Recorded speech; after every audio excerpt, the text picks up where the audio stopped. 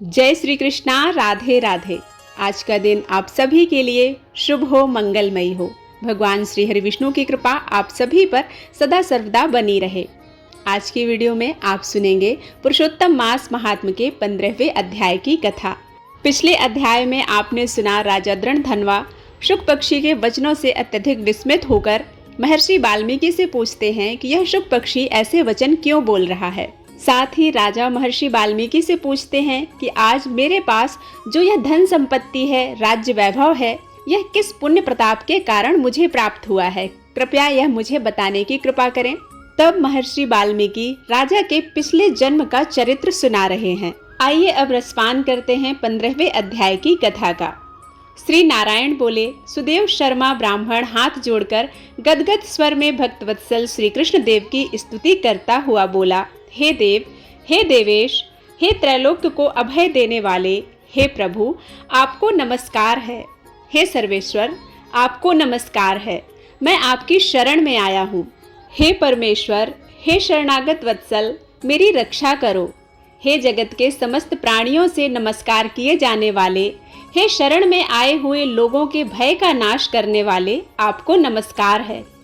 आप जय के स्वरूप हो, जय के देने वाले हो, जय के मालिक हो, जय के कारण हो, विश्व के आधार हो, विश्व के एक रक्षक हो, दिव्य हो, विश्वों के स्थान हो, फलों के बीज हो, फलों के आधार हो, विश्व में स्थित हो, विश्व के कारण हो, फलों के मूल हो, फलों के देने वाले हो, तेज स्वरूप हो, तेज के दाता हो, सब तेजस्वियों में श्रेष्ठ हो, कृष्ण हो अर्थात हृदय में विराजमान अंधकार को दूर करने वाले हो, विष्णु हो अर्थात व्यापक हो, वसुदेव हो अर्थात देवताओं के वास स्थान अथवा वसुदेव के पुत्र हो, दीन वत्सल हो, ऐसे आपको मैं नमस्कार करता हूँ।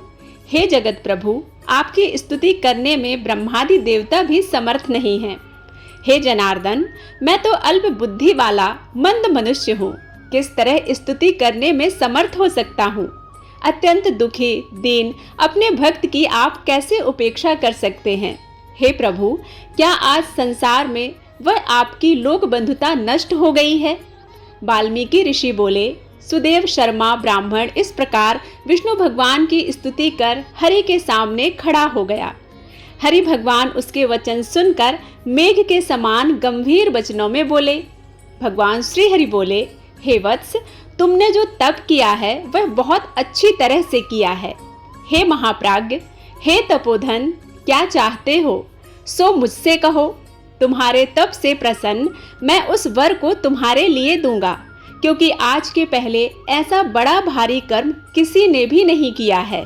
ब्राह्मण सुदेव शर्मा बोले, हे नाथ, हे दीनबंधु, हे दयानिधि, यदि आप प्रसन्न हैं तो हे विष्णु, हे पुराण पुरुषोत्तम, कृपा कर आप मेरे लिए सत्पुत्र दीजिए। हे हरि, पुत्र के बिना सूना यह गृहस्थ आश्रम मुझे बिल्कुल भी प्रिय नहीं लगता।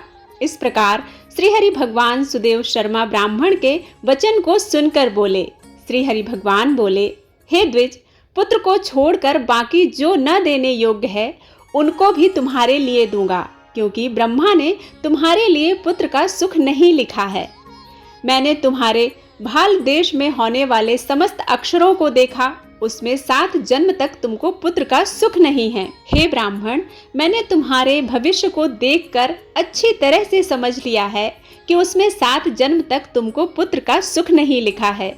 इस प्रकार वज्र प्रहार के समान निष्ठुर हरि भगवान के वचनों को सुनकर जड़ के कट जाने से वृक्ष के समान वह सुदेव शर्मा ब्राह्मण पृथ्वी तल पर गिर गया। पति को गिरे हुए देखकर गौतमी स्त्री अत्यंत दुखित हुई और पुत्र की अभिलाषा से वंचित अपने स्वामी को देखती हुई रुदन करने लगी।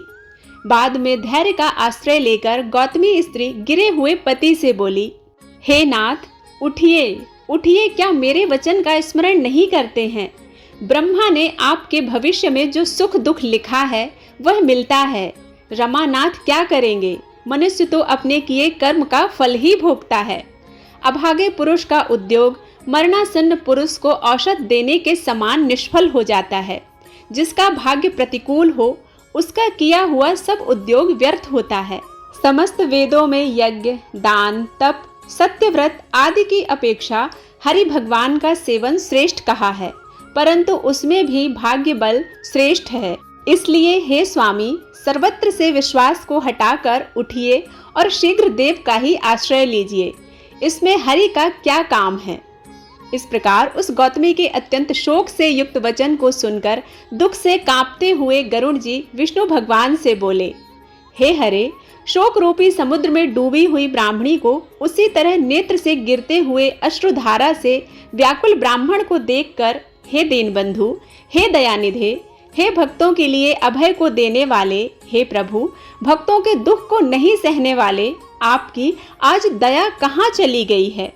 हे प्रभु, आप वेद और ब्राह्मण की रक्षा करने वाले साक्षात विष्णु हो। इस समय आपका धर्म कहाँ है। अपने भक्त को देने के लिए 4 प्रकार की मुक्ति आपके ही हाथों में स्थित है, फिर भी वे आपके भक्त उत्तम भक्ति को छोड़कर चतुर्विध मुक्ति की इच्छा नहीं करते हैं और उनके सामने 8 सिद्धियां दासी के समान स्थित रहती हैं।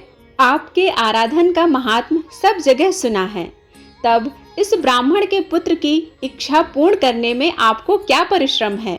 हाथी दान करने वाले पुरुष को अंकुश दान करने में क्या परिश्रम है। अब आज से कोई भी आपके चरण कमलों की सेवा नहीं करेगा। जो पुरुष के भाग्य में होता है वही निश्चित रूप से प्राप्त होता है। इस बात की प्रथा आज से संसार में चल पड़ी और आपकी भक्ति रसातल को चली गई, अर्थात लुप्त हो गई। हे नाथ, आप करने और न करने में स्वतंत्र हैं। यह आपका सामर्थ्य सर्वत्र विख्यात है। आज वह सामर्थ्य इस ब्राह्मण को पुत्र प्रदान न करने से नष्ट होता है, इसलिए आप इस ब्राह्मण के लिए अवश्य एक पुत्र प्रदान कीजिए। सुदामा ब्राह्मण ने आपकी आराधना कर उत्तम वैभव को प्राप्त किया। आपकी कृपा से संदीपनी गुरु ने मृत पुत्र को प्राप्त किया। इन कारणों से पुत्र की लालसा करने वाले ये दोनों स्त्री पुरुष आपकी शरण में आए हैं। श्री नारायण भगवान बोले, इस प्रकार विष्णु भगवान अमृत के समान गरुड़ के वचन को सुनकर गरुड़ जी से बोले, हे गरुड़राज, हे पक्षीवर, हे वैनते, इस ब्राह्मण को अभिलाषित एक पुत्र शीघ्र दीजिए। इस प्रकार अपने अनुकूल हरि भगवान के वचन को सुनकर गरुड़ जी ने अत्यंत प्रसन्न चित्त होकर उस पृथ्वी के देवता दुखित ब्राह्मण के लिए अनुरूप सुंदर पुत्र को जल्दी से दे दिया।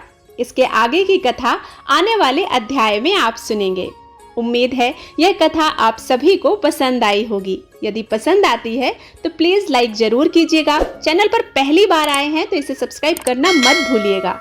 मिलती हूँ एक नई कथा के साथ, तब तक के लिए जय श्री कृष्णा, राधे राधे।